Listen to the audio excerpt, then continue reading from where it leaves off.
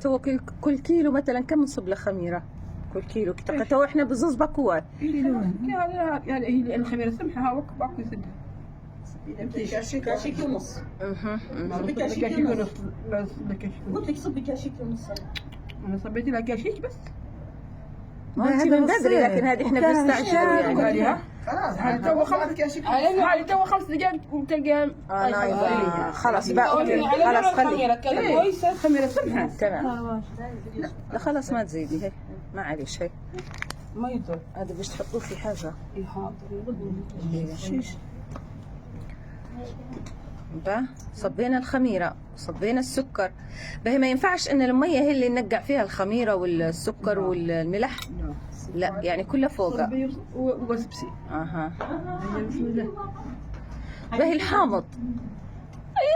يا عيشه دوري لي في الحامض وتدوري لي شحمله. شنو هو الحامض؟ الحامض هو خميرة التمر طبيعية يعني، لكن حنديرها بإذن الله.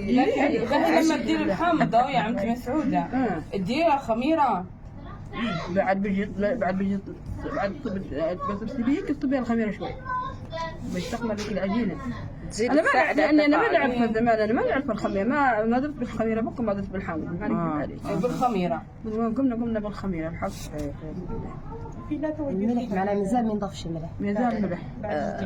بعد ملحيها يعني تو هيك بعد ما تكملي لها العجن تقعد فترة، وبعدين بتديري لها الخميرة وتديري الملح قصدي والطرونة بس.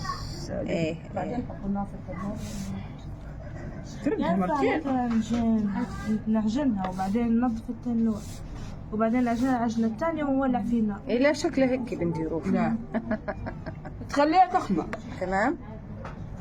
بعد تعبي الصينية تجيبي تملحيها، ديرها الملح وديرها الطرونة وتملحيها وتغطيها وتخليها. تجي تفتحيها تلقى صينية معبية، تزمليها زين وتخليها تقعد. ترجيها يعني مرة ثانية. ما تبيك ترديها مرتين ثلاث. ما نقدر انت تشرح نشرح. لا هذا المساعد راهي. بس الأبلة واعرة. أنت مسعودة واعرة باه. يعني اللي تنسى خلاص بعدين في الأخير بعد تولي تساويها المرة الأولى تغطيها وتولي مرة ترديها مرة أخرى. ارمي نار التنور تلقيها خمرة. قبل ما ترمي نار التنور ترديها تلمديها. ترميها نار التنور. خمرة بني. بعد خمرة تخلقيها خامرة، ارمي نار التنور ويحمي حوستك. الله الله فهمتيني؟ أكبر. خلاص. لا شنو بعد قلت بس كيف يعني كلمة حولتها بس في المية كنت بس.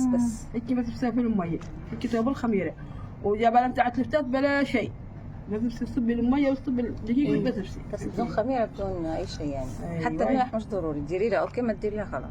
إيه ما يبي الملح. وعلى التنور، في التنور يشده وفي اللي ما يطلع التنور بلا ملح، فهمتي؟